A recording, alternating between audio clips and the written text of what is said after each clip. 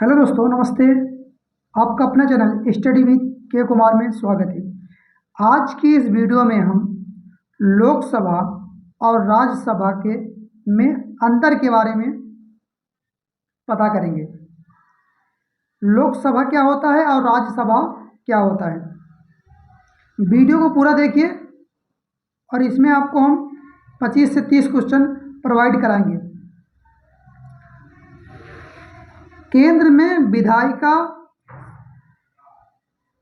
जो होता है वो संसद को बोलते हैं विधायिका। केंद्र में जो होता है विधायिका उसको हम क्या बोलते हैं, संसद।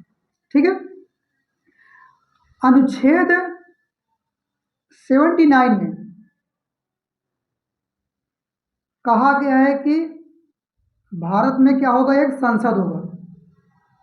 ठीक है। संघ के लिए एक संसद का प्रावधान किया गया है।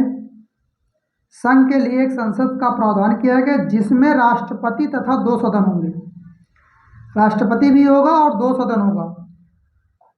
वो सदन कौन सा होगा, एक लोकसभा होगा, दूसरा राज्यसभा। ठीक है। अब आपको हम बताते हैं, पहले लोकसभा के बारे में बताएंगे, उसके बाद राज्यसभा के बारे में आपको बताएंगे। लोकसभा की जो अधिकतम सीट हो सकती है, लोकसभा की जो अधिकतम सीट हो सकती है वो 552 हो सकती है। कितना?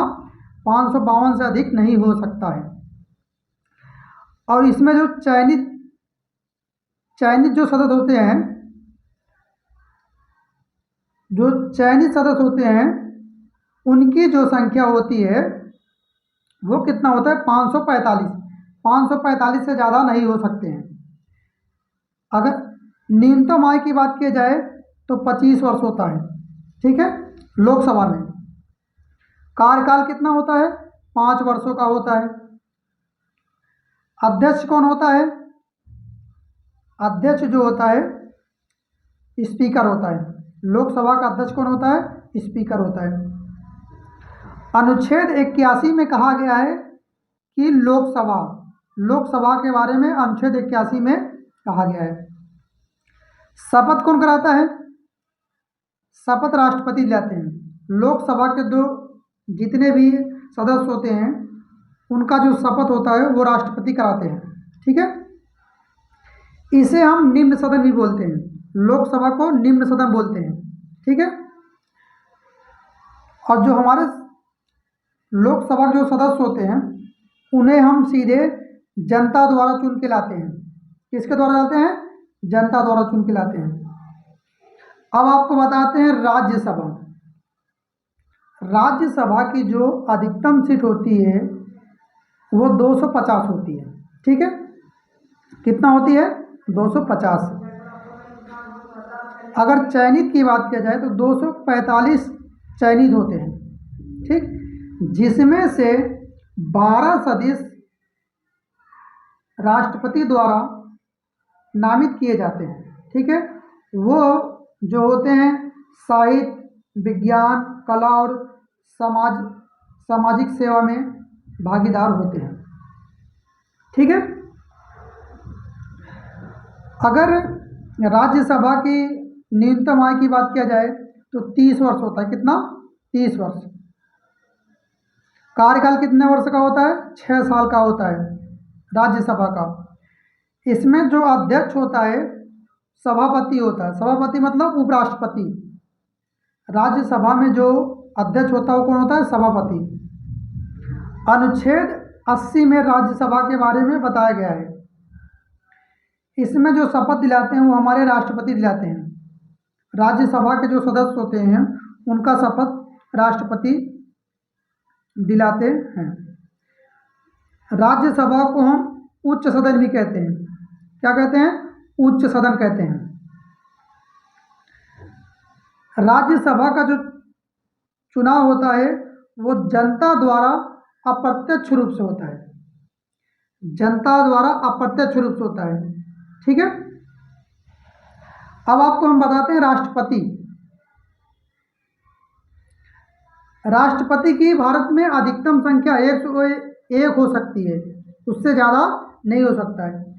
राष्ट्रपति का जो कार्यकाल होता है वो 35 वर्षों का, ठीक है, सॉरी 35 वर्ष न्यूनतम आयु कितनी होनी चाहिए, 35 वर्ष होता है राष्ट्रपति का, ठीक है, न्यूनतम वर्ष कितना होना चाहिए, 35 वर्ष।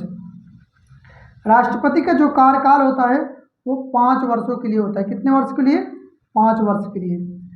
अनुच्छेद 52 में कहा गया है कि राष्ट्रपति के बारे में बताया गया, अनुच्छेद 52 में अगर राष्ट्रपति की शपथ कौन दिलाता है, तो राष्ट्रपति का जो शपथ दिलाता है भारत का मुख्य न्यायाधीश, भारत का जो मुख्य न्यायाधीश होता है वो राष्ट्रपति का शपथ दिलाता है। राष्ट्रपति जो चुने जाते हैं जनता द्वारा अप्रत्यक्ष रूप से, जनता इन्हें अप्रत्यक्ष रूप से चुनती है। और मैं आपको एक बता दूं क्वेश्चन, इसमें भारत में अगर लोकसभा सीट की बात की जाए तो 5 राज्यों को बता रहा हूँ घटते क्रम में। सबसे ज़्यादा उत्तर प्रदेश में है जिसकी संख्या 80 है, महाराष्ट्र में 48 है, पश्चिम बंगाल में 42 है, बिहार में 40 है, तमिलनाडु में 39 है। ये लोकसभा सीट की बात बता रहा हूँ।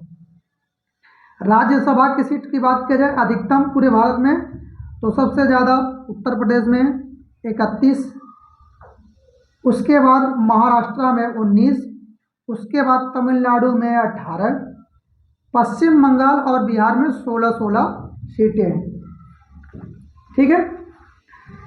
संसद के सत्र कितने होते हैं, 3 सत्र होते हैं, कितने, 3 सत्र होते हैं।